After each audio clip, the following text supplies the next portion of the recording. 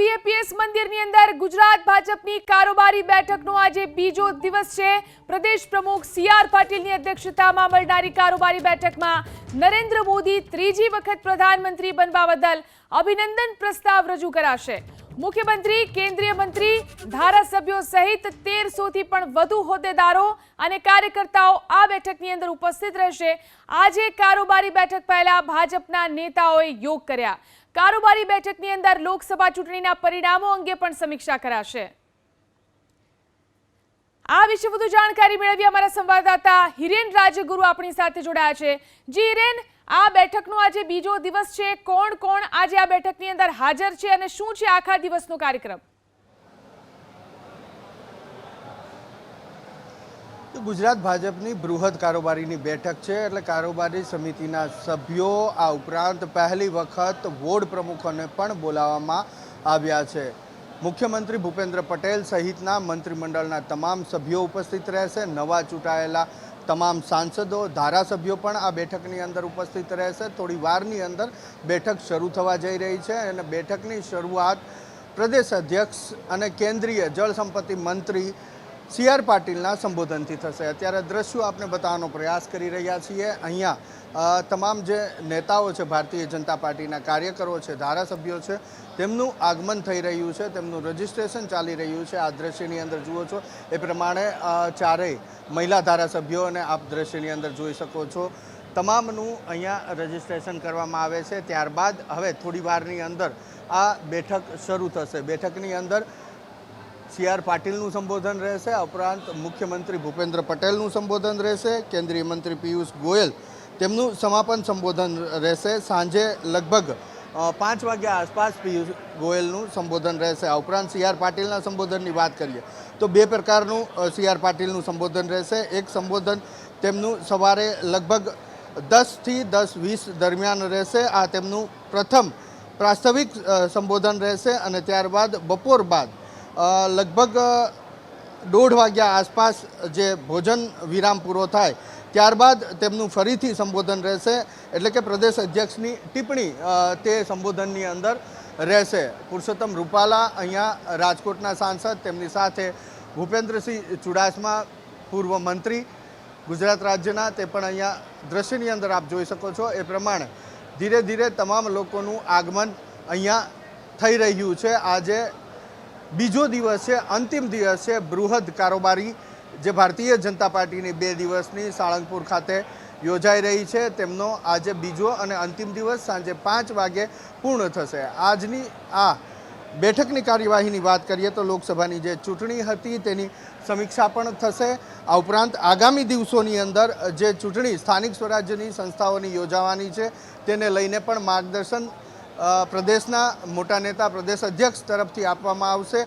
આ ઉપરાંત સંગઠન મહામંત્રી રત્નાકરજીનું પણ અહીંયા સંબોધન રહેશે। એ સંબોધનની અંદર આ આગામી દિવસોની અંદર જે ચૂંટણી યોજાવાની છે તેમનું માર્ગદર્શન રહેશે। આ ઉપરાંત નરેન્દ્ર મોદી સતત ત્રીજી વખત પ્રધાનમંત્રી બન્યા છે તો તેમને અભિનંદન આપતો પ્રસ્તાવ પણ પસાર કરવામાં આવશે।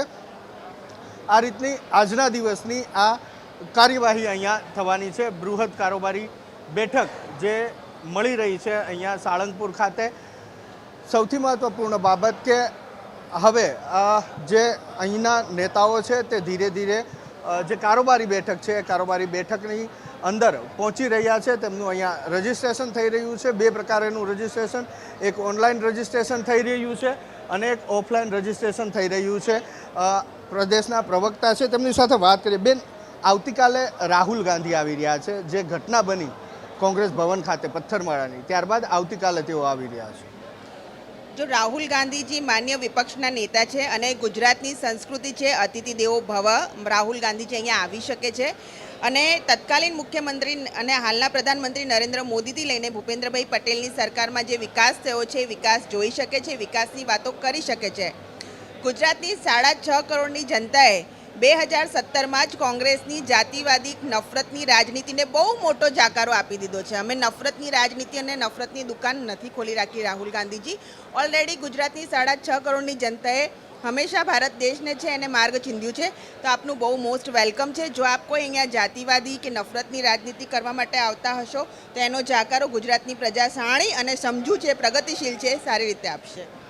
તો આ આવતીકાલે જે રાહુલ ગાંધીની મુલાકાત છે, અમદાવાદ આવી રહ્યા છે રાહુલ ગાંધી આવતીકાલે, તેના ઉપર પણ હવે રાજકારણ શરૂ થયું છે. એક તરફ આજે ભારતીય જનતા પાર્ટીની સાળંગપુર ખાતે બૃહદ કારોબારી બેઠકનો છેલ્લો અને અંતિમ દિવસ, બીજી તરફ આવતીકાલે રાહુલ ગાંધી ગુજરાતની મુલાકાતે, અને એ મુલાકાતનો વિષય જે સંસદની અંદર તેમના દ્વારા ટિપ્પણી કરવામાં આવી તેના બાદ જે પથ્થરમારાની ઘટના થઈ, એ પથ્થરમારાની ઘટના બન્યા બાદ હવે રાહુલ ગાંધી આવતીકાલે અહીંયા આવી રહ્યા છે.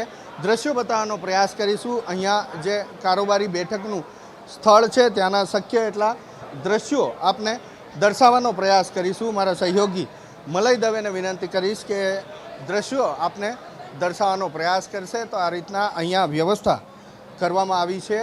જે ગુજરાત રાજ્ય ભારતીય જનતા પાર્ટીની બૃહદ કારોબારી સમિતિ છે, બેઠક છે, તમામ લોકો અહીંયા આવ્યા છે. જે સભ્યો છે, ધારાસભ્યો છે, સંસદ સભ્યો છે, કારોબારીના સભ્યો છે. આ ઉપરાંત પહેલી વખત એવું થયું છે કે બોર્ડના પ્રમુખોને પણ બોલાવવામાં આવ્યા છે. એટલે કે ભારતીય જનતા પાર્ટી તેમને મંડળના પ્રમુખ કહે છે, તો મંડળ પ્રમુખને પણ પહેલી વખત અહીંયા કારોબારી બૃહદ કારોબારીની અંદર બોલાવવામાં આવ્યા છે. અને તેનું સીધું અને એકમાત્ર કારણ એ છે કે નવરાત્રિ બાદ અને દિવાળી પહેલાં આ સમયગાળાની અંદર સ્થાનિક સ્વરાજ્યની સંસ્થાઓની ચૂંટણી આવી રહી છે, અને તેને લઈ અને આ તમામ લોકોને માર્ગદર્શન આપવામાં આવશે, એ પ્રકારેની માહિતી હાલ મળી રહી છે.